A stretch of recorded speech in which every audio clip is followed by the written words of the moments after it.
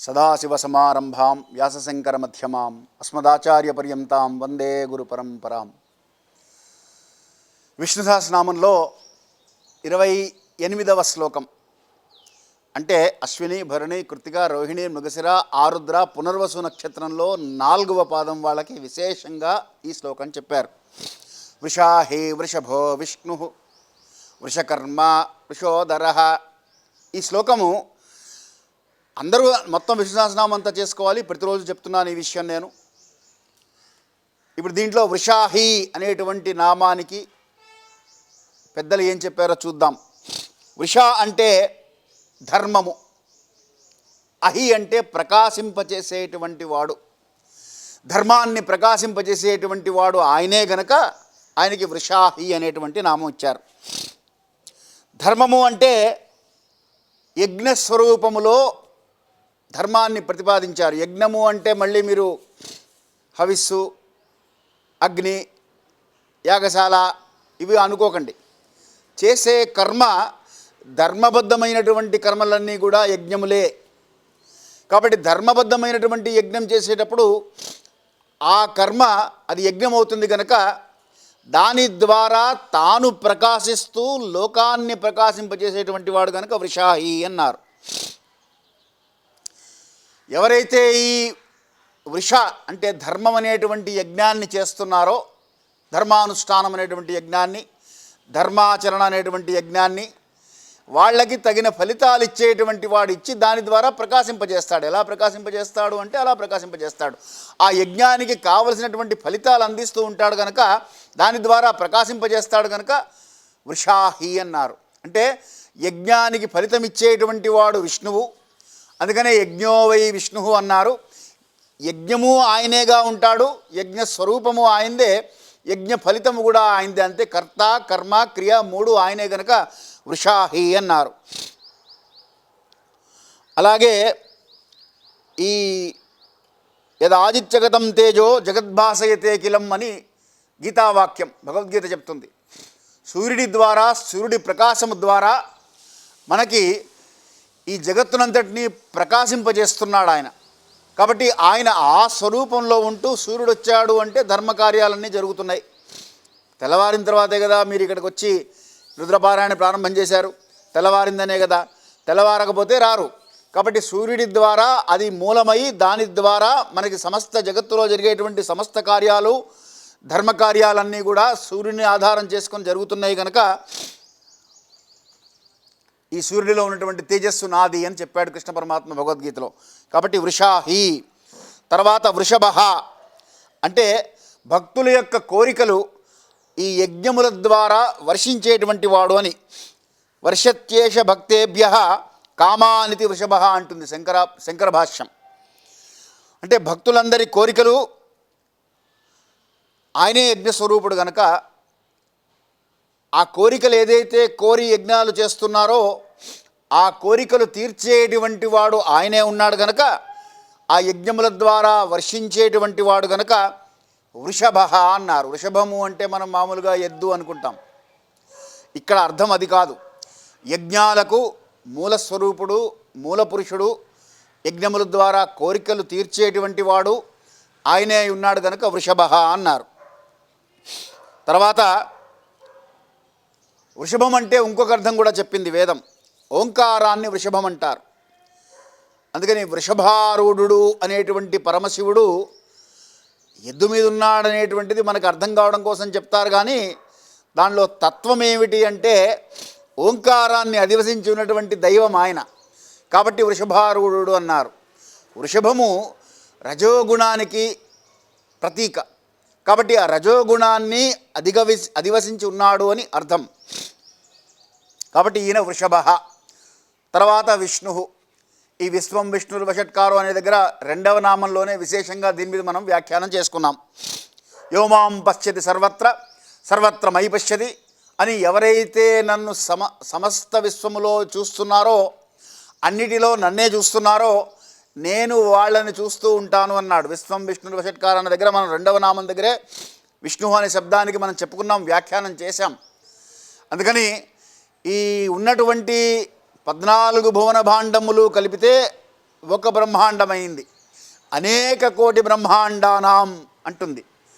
అనేక కోటి బ్రహ్మాండానాం ఏకతమే వ్యక్తమహదహంకార పృథివ్యాపస్తేజో వాయురాకాశాద్యావరణైరావృతేస్మిన్ మహతి బ్రహ్మాండఖండయోర్మధ్యే అని శృతివాక్యం. అంటే ఇన్ని కోట్ల బ్రహ్మాండములలో ఒకానొక బ్రహ్మాండములో భూర్భువస్వర్మహర్జనస్తపసత్యమి సప్తలోకానాం అతల వితల సుతల రసాతల తలాతల మహాతల పాతాల సప్తలోకానాం ఈ 14 లోకాలు ఏకతమే వ్యక్త ఒకానొక వ్యక్తమై అవ్యక్తమై అర్థం కాకుండా ఉన్నటువంటి ఈ లోకం అంటుంది మాయ వల్ల, వేదం చెప్పినటువంటి మాట. అటువంటి దాన్ని సృష్టించినటువంటి ఆయన ఇక్కడ మాత్రమే అంటే భూలోకంలోనే ఉంటాడు అనుకోవడం కాదయ్యా, బ్రహ్మాండాలన్నీ వ్యాపించి ఉన్నాడు. బ్రహ్మాండ వ్యాప్త దేహ బసిదేమురచ భాసమాన భుజంగై అంటున్నది అందుకని బ్రహ్మాండమంతా వ్యాపించి ఉన్నాడు కనుక శివాయ విష్ణు రూపాయ అని చెప్పిన కారణం అది. కాబట్టి విష్ణు అంటే అందుకని పోతన గారు సింపుల్గా చెప్పేశారండి. కలడంబోది కలండుగాలి కలడాకాశంబునన్ గుంబినన్ కలడగ్నిన్ దిశలన్ పగల్ల నిశలన్ కజ్జోజ చంద్రార్కులన్ నువ్వు ఎక్కడ చూస్తున్నావయ్యా వెతకంగానేలా అయ్యాయడని అన్నారు. నువ్వు ఎక్కడైనా చూడు, ఎక్కడైనా ఉన్నారు ఆయన. సర్వవ్యాప్తిత్వం కలిగినటువంటి వాడు కనుక విష్ణువు. ఆయన అన్ని చోట్ల ఉన్నటువంటి వాడు విష్ణువు. ఇందుగల నందు లేడిన సందేహం వలదు సర్వోపగతుడు ఎన్నెందు వెతకు చూచిన అన్నందేగలడు దానవాగ్రిని వింటే అన్నది అందుకని అన్నారు ఆయన. దాన్ని వేదమంత్రాలన్నిటి అందుకని పోతన భాగవతం ఒక్కసారన్నా చదవాలి జీవితంలో. తెలుగులో చదవాలి, సంస్కృతం ఎలాగో చదవలేం. వ్యాస భాగవతం సంస్కృతంలో ఉంటుంది, అది చదవడం కష్టం. కానీ తెలుగులో ఉన్నటువంటి పోతన భాగవతం ఒకసారి చదివితే అసలు భగవతత్వం ఏమిటి, భగవంతుడు ఏమిటి, భగవంతుడు ఉన్నాడా లేడా, వీటన్నిటికీ సమాధానాలు ఆయన ఇచ్చేశాడు. కాబట్టి ఒక్కసారన్నా పోతన భాగవతం తీసి చదవండి తెలుగులో. ఏష బ్రహ్మాచ విష్ణుశ్చ శివస్కంద ప్రజాపతి మహేంద్రో ధనదక్కాలో అని సూర్యుడినే స్తోత్రం చేస్తున్నాం. ఆయనే విష్ణువు, విష్ణువు వేరే కాదు. మనకేమిటి సన్ ఈజ్ ఎ ప్లానెట్ అని చెప్పేశారు, సన్ ఈజ్ ఎ స్టార్ అన్నారు. అది చూడగానే మనకి స్టార్ గుర్తొస్తుంది, ట్వింకిల్ ట్వింకిల్ లిటిల్ స్టార్ అని ఆ పద్యం గుర్తొస్తుంది. అది రాకూడదు, కానీ దురదృష్టవశాత్తు మనం అలా పెరిగాం. కాబట్టి ప్రత్యేకంగా కండిషన్ చేసుకోవాలి మన మైండ్ని. చూస్తున్నప్పుడు ఆయనే విష్ణు భగవానుడు, ఆ సూర్య భగవానుడే విష్ణువు, ఆయన్ని నేను చూస్తున్నాను, విష్ణు దర్శనం అవుతున్నది నాకు అని వేదం చెప్పింది, ప్రమాణపూర్వకంగా చెప్పింది. ఎవరో చెప్పింది కాదు ఇది, అగస్త్యుల వారు సాక్షాత్తుగా రామచంద్రమూర్తికి రామాయణంలో చెప్పినటువంటి విషయం. అది వాల్మీకి వారు రచించారు. ఇంకా వాళ్ళని కూడా మనం నమ్మకపోతే ఇంకెవరిని నమ్ముతాం? అది మన కర్మ అంటారు. అందుకని చెప్పటమే నా ధర్మం, వినకపోతే నీ కర్మం అన్నది. సరే, కాబట్టి ఏష బ్రహ్మాచ విష్ణుశ్చ, కాబట్టి ఆ విష్ణువు ఏం చేస్తున్నాడు? అక్కడి నుంచి ఆయన ప్రకాశించి మొత్తం విశ్వమంతా వ్యాప్తి చెందుతున్నాయి ఆయన కిరణాలు. ఒక ప్రాంతానికో, ఒక వర్గానికో, ఒక కులానికో, ఒక కూటమికో, ఒక పర్వతానికో, ఒక నదికో, ఒక భూమండలానికో ఇవ్వడం లేదు. సమస్త భూమండలాలు ఉన్నటువంటి భూర్భువస్వర్లోకాలన్నిటికీ కూడా ఆయన ప్రకాశం ద్వారా వ్యాప్తి చెందిస్తున్నారు గనక విష్ణువు అన్నారు.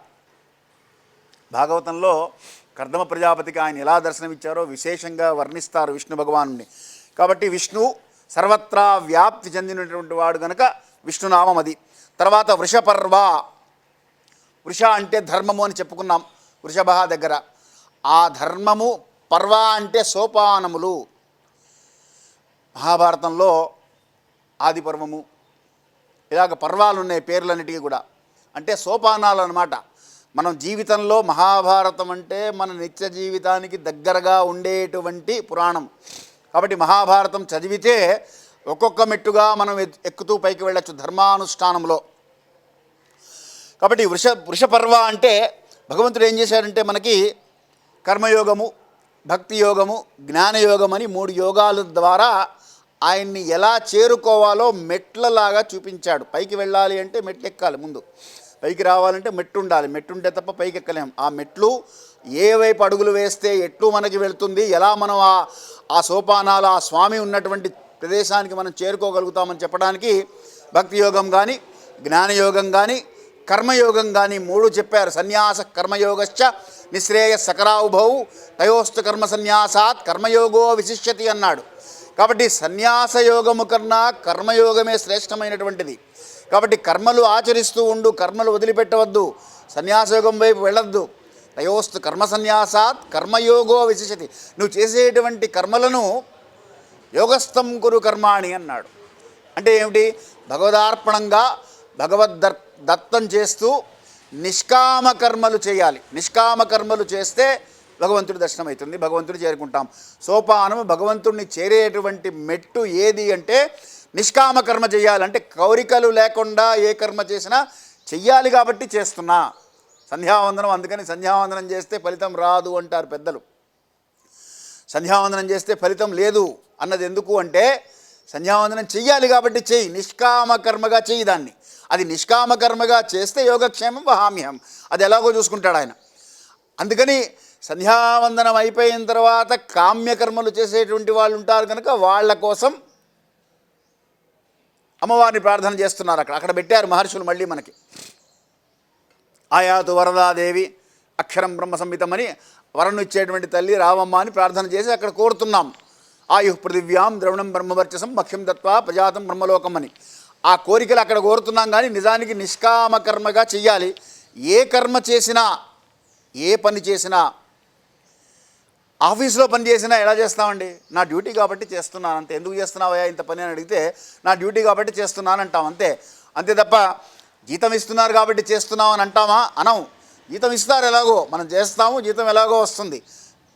కుటుంబం నడవాలి కాబట్టి జీతం కావాలి, దానికోసం చేస్తున్నాం. కానీ నా డ్యూటీ కాబట్టి ఎలా అయితే చేస్తున్నామో చేసేటువంటి కర్మలన్నీ కూడా మనుష్యుడుగా పుట్టాను కాబట్టి పరోపకారార్థమిదం శరీరం.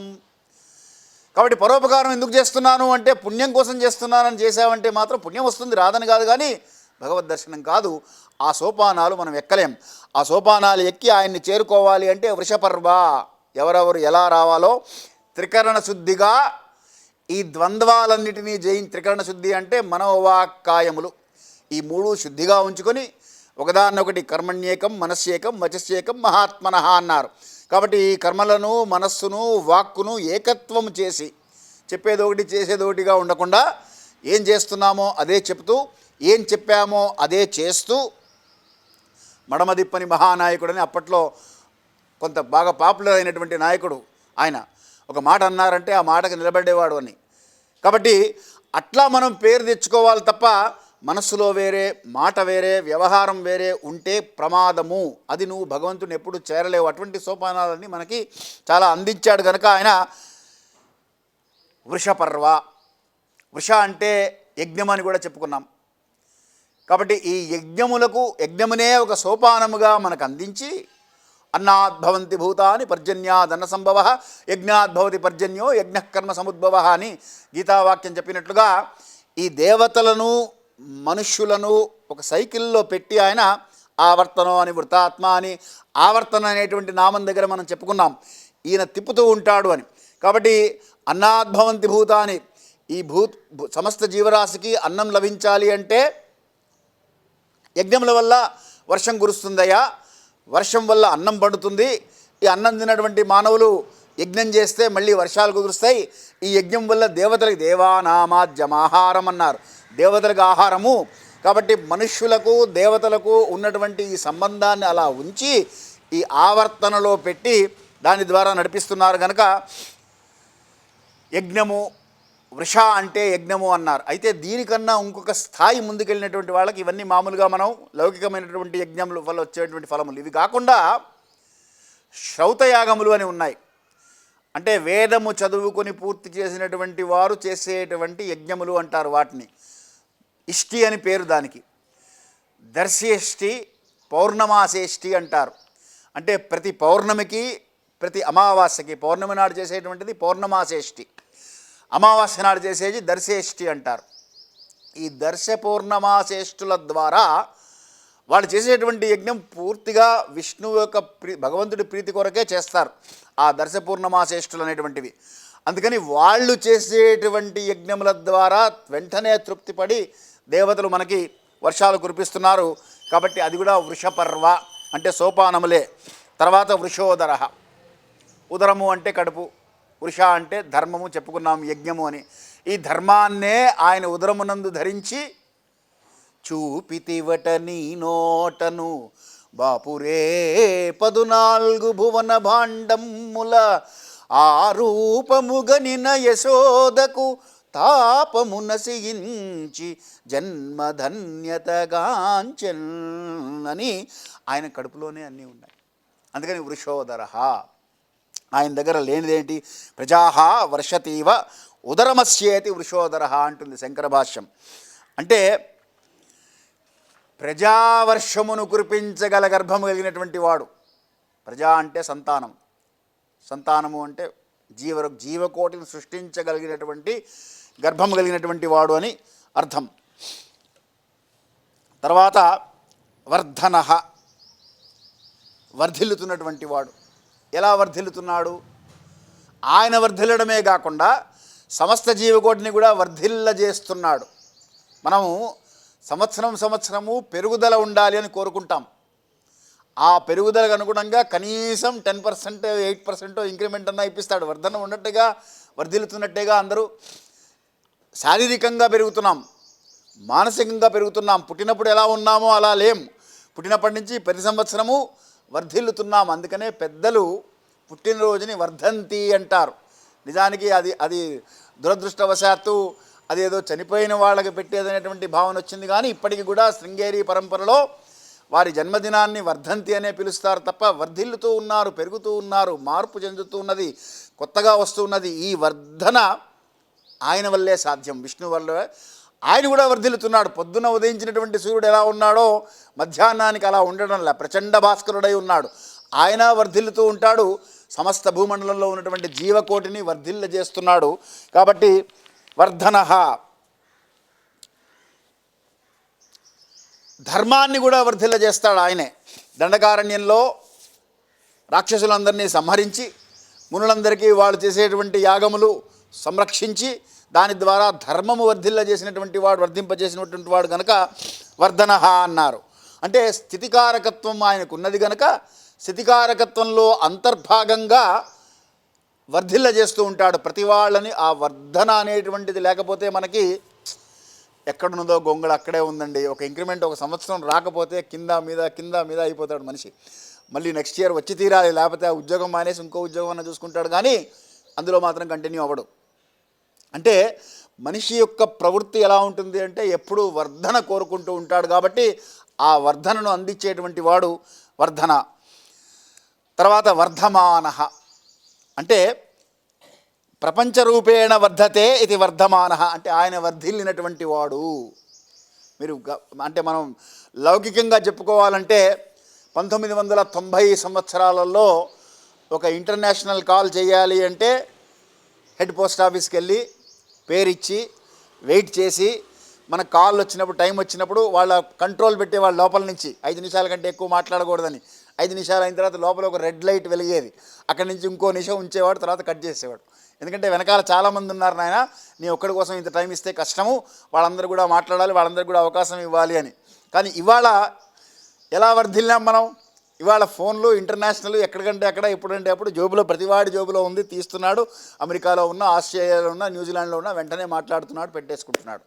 కాబట్టి ఈ విధమైనటువంటి వర్ధమానత్వము ఆయన వర్ధిల్లుతున్నాడు కాబట్టి ఆ వర్ధిల్లటం వల్ల మనకు వచ్చింది కాబట్టి వర్ధిల్లినటువంటి వాడు అని దాని అర్థం వర్ధమాన అంటే. తర్వాత వివిక్త. వివిక్త అంటే విత్తం వర్ధమానోపి వృద్ధగేవ తిష్టతీతి వివిక్త అంటుంది శంకర భాష్యం. అంటే సంగరహితుడై ఉంటాడు.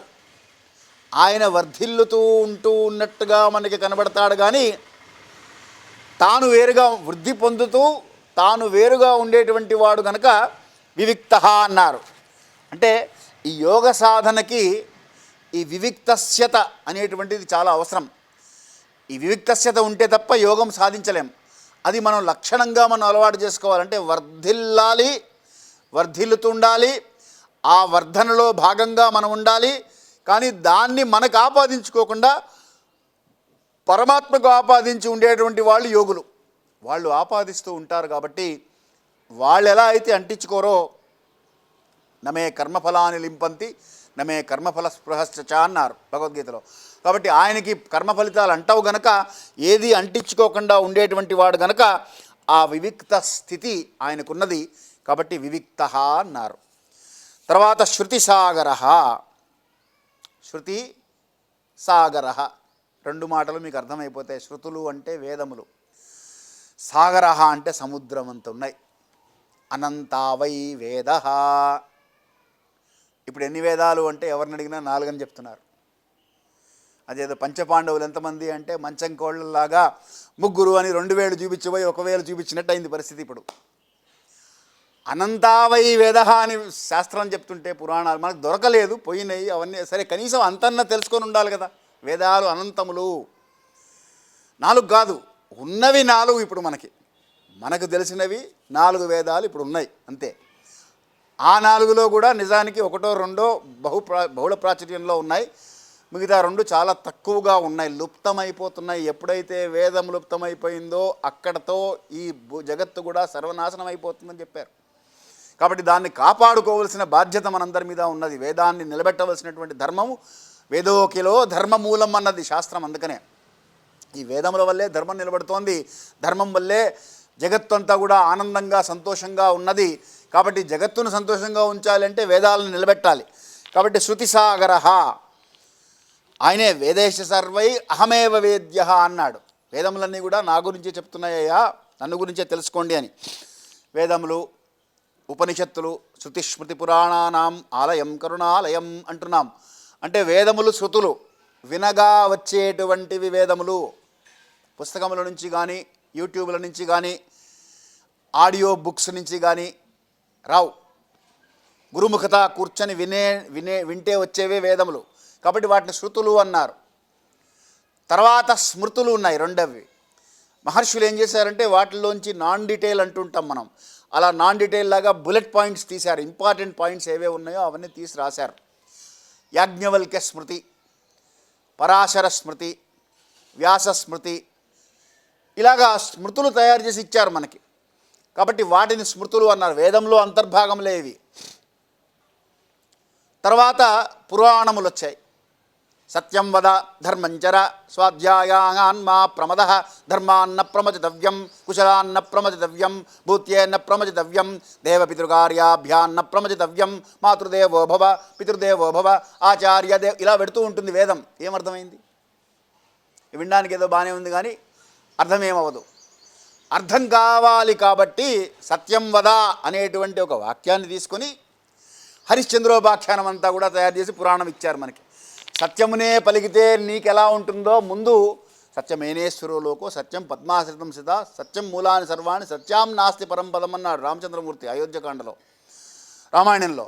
కాబట్టి సత్యమే పరమాత్మ స్వరూపము కాబట్టి సత్యాన్ని పట్టుకోవయ్యా. కాసేపు నీకు ఓటమి అనిపించినట్టుగా కనిపించినా హరిశ్చంద్రోపాఖ్యానం అందుకని ఇచ్చారు మనకి. ఇలాగా వేదంలోని ప్రతి మాటని పురాణాల రూపంలో మనకు అందించి అష్టాదశ పురాణాలు అందించినటువంటి వ్యాస భగవానుడు ప్రాతస్మరణీయులు.